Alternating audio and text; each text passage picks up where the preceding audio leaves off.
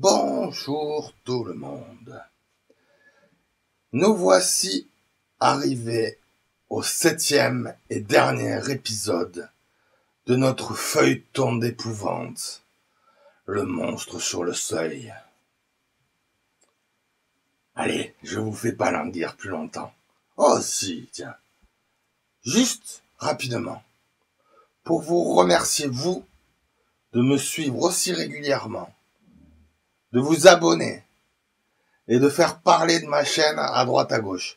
Franchement, ça me fait énormément plaisir. Voilà, c'est pas grand chose, c'est tout ce que je voulais dire.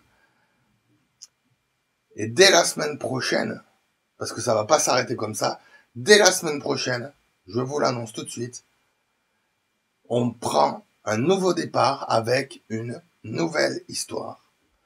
Donc surtout, restez bien à l'écoute de cette chaîne YouTube.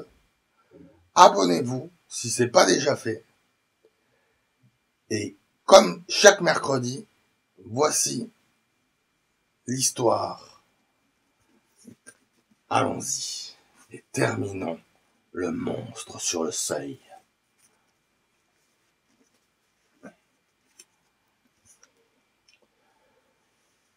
Ce fut dans la nuit, après cette seconde soirée, que l'horreur suprême, absolue, fondit sur moi, accablant mon esprit d'une panique intense et poignante dont il ne pourra jamais se délivrer. Cela commença par un appel téléphonique juste avant minuit. J'étais le seul debout et un peu somnolent. Je pris la communication en bas dans la bibliothèque. Il n'y avait apparemment personne sur la ligne et j'allais raccrocher avant de monter me coucher quand il me semble apercevoir un faible son à l'autre bout du fil. Était-ce l'effort de quelqu'un qui avait de gros problèmes d'élocution? Prêtant l'oreille, j'ai entendu comme des bruits de bulles semi-liquides qui rappelait curieusement un mot inarticulé, incompréhensible, et des syllabes séparées. Je demandais qui est à l'appareil, mais la seule réponse fut je ne pouvais que supposer un bruit mécanique, mais pensant qu'il s'agissait d'un appareil en dérangement qui pouvait peut-être recevoir mais non émettre, j'ajoutais « Je ne vous entends pas. Il vaut mieux raccrocher et demander les renseignements. » J'entendis immédiatement raccrocher à l'autre bout du fil. C'était, dis-je, juste avant minuit. Quand par la suite on localisa l'appel, on découvrit qu'il venait de la vieille maison Crowninshield. Pourtant, il s'était bien passé la moitié d'une semaine depuis le jour où la femme de chambre y avait travaillé. J'évoquerai seulement que l'on trouva dans cette maison une réserve tout au fond de la cave mise sans dessus-dessous. Des traces de pas, de la saleté, la garde-robe hâtivement pillée, des empreintes déconcertantes sur le téléphone, la papeterie et le bureau bizarrement utilisés, et une détestable puanteur qui imprégnait tout. Les pauvres imbéciles de la police, fiers de leur petite théorie, sont toujours à la recherche de ces sinistres domestiques congédiés qui ont disparu de la circulation au milieu du scandale actuel. Ils parlent d'une vengeance macabre pour ce qui s'est passé et prétendent que j'y étais visé parce que j'étais le meilleur ami et le conseiller d'Edward. Crétin! S'imaginait-il que ces singes incultes auraient pu contrefaire cette écriture? S'imaginait-il donc qu'ils ont pu amener ce qui est arrivé ensuite? Sont-ils aveugles au changement dans ce corps qui était celui d'Edward? Quant à moi, je crois maintenant tout ce que m'a dit Edward Derby. Il y a des horreurs aux frontières de la vie que nous ne soupçonnons pas, et de temps à autre, la funeste curiosité d'un homme les met à la portée de nous nuire. Ephraim, Asenath les a appelés, et elles ont englouti Edward comme elles menacent de m'engloutir. Puis-je être sûr d'être hors de danger? Ces puissances survivent à la mort du corps matériel. Le lendemain, dans l'après-midi, quand sorti de mon accablement, je fus capable de marcher et de parler de façon suivie, je suis allé à l'asile et je l'ai tué pour le bien d'Edward et du monde. Mais puis-je avoir quelques certitudes tant qu'il n'est pas incinéré? Il garde le corps pour de ridicules autopsies par différents médecins. Mais je soutiens qu'il doit être incinéré. Il faut incinérer celui qui n'est pas Edward Derby quand j'ai tiré sur lui. Sinon, je deviendrai fou, car je peux être le suivant. Mais ma volonté n'est pas sans défense. Et je ne laisserai pas miner, je ne la laisserai pas miner par les terreurs qui, je le sais, bouillonnent autour d'elle. Une seule vie. Ephraim, Asenath, Edward, qui maintenant? Je ne veux pas être chassé de mon corps. Je ne veux pas changer d'âme avec cette dépouille trouée de balles à l'asile. Mais je vais essayer de raconter de façon cohérente l'ultime horreur. Je n'insisterai pas sur ce que la police passa obstinément sous silence. Les récits à propos d'une créature rabougrie, grotesque et malodorante, que rencontrèrent au moins 3 passants dans High Street peu avant 2 heures du matin, et la nature des empreintes de pas isolées à certains endroits. Je dirais seulement qu'il allait être 2 heures quand je fus réveillé par la sonnette et le heurtoir de l'entrée. Sonnette et heurtoir maniés tous deux, alternativement et maladroitement, en une sorte de désespoir sans force, chacun essayant de respecter le vieux code d'Edward, des 3 coups, puis 2. Tiré d'un sommeil profond, mon esprit se trouva jeté dans le trouble. Derby à ma porte, et se rappelant le vieux code, cette nouvelle personnalité ne s'en était pas souvenue. Edward était-il brusquement revenu à son état normal? Pourquoi venait-il avec cette évidente insistance et cette hâte? L'avait-on libéré plus tôt que prévu ou s'était-il échappé? Peut-être, me dis-je en enfilant une robe de chambre et en dévalant l'escalier.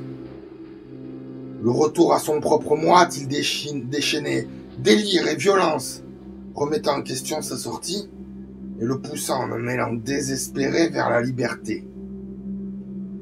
Quoi qu'il en soit, il était redevenu mon cher vieil Edward, et j'allais l'aider.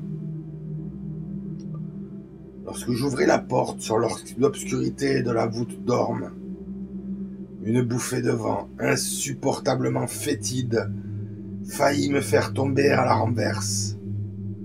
Pris d'une violente nausée, j'eus d'abord du mal à distinguer sur les marches la silhouette naine et voûtée.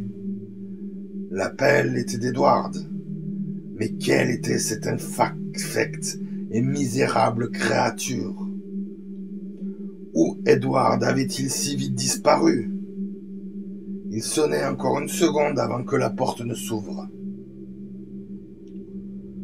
Le visiteur portait un des manteaux d'Edward, dont le bas touchait presque terre, et les manches, pourtant retroussées, couvraient les mains.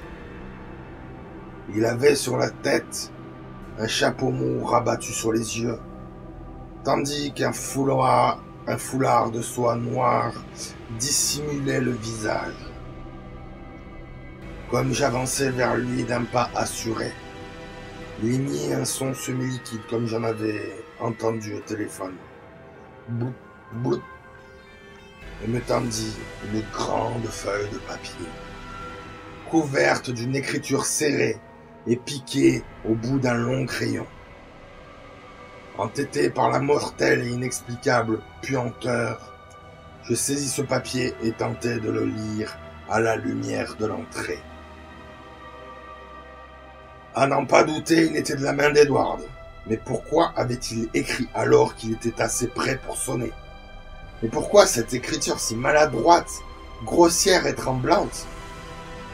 Je n'ai pu rien déchiffrer dans la pénombre incertaine, et comme je reculais quelque peu à l'intérieur du vestibule, l'espèce de nain suivit d'un pas lourd, mais en s'arrêtant au seuil de la maison.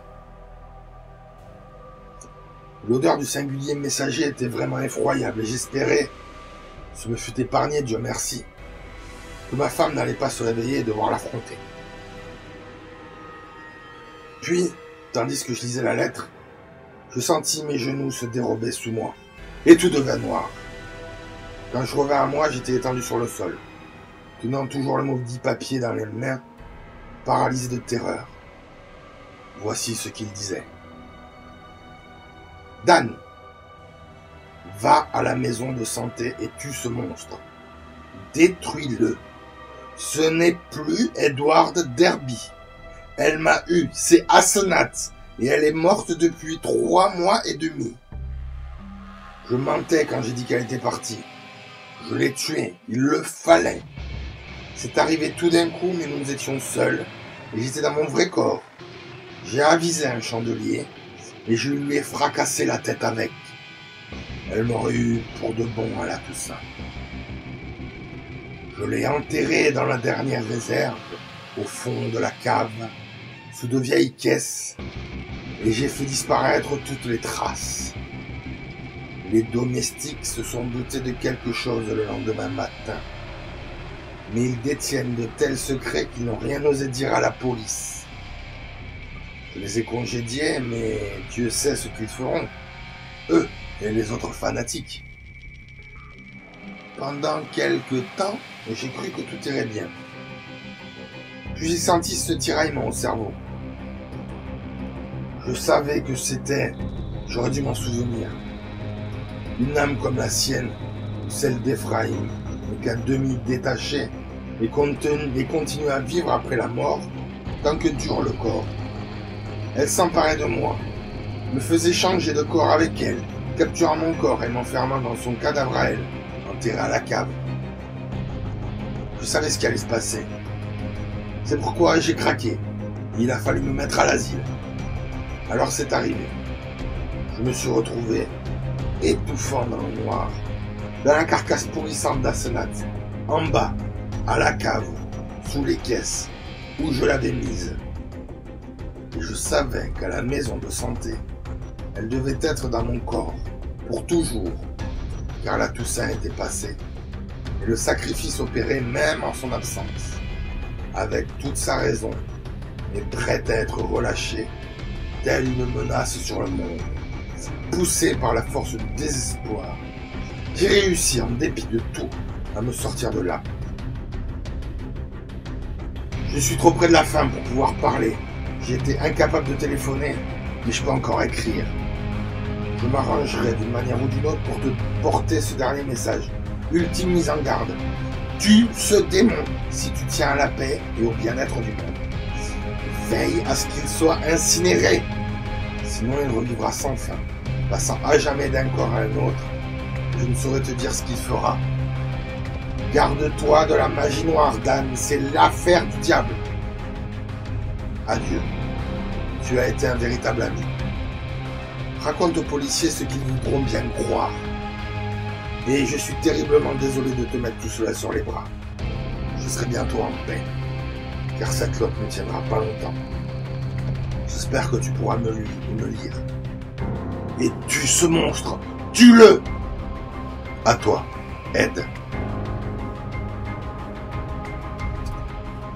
Je ne lus que plus tard la dernière partie de cette lettre, car je m'étais évanoui à la fin du 3e paragraphe.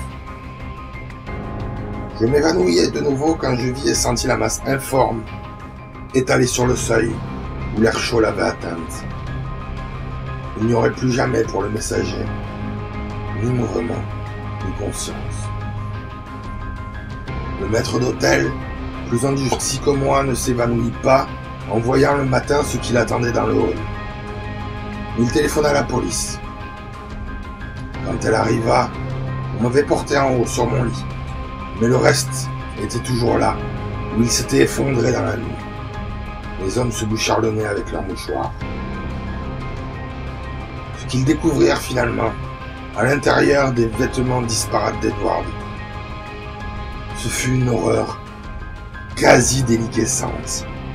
Il y avait aussi des ossements et un crâne défoncé. Des analyses dentaires permirent d'identifier formellement ce crâne comme celui d'Asenat. Ainsi termine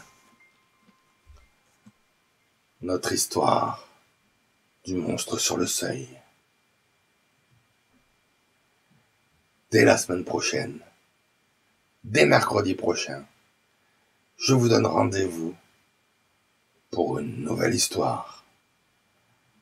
À bientôt, bonne journée ou bonne nuit.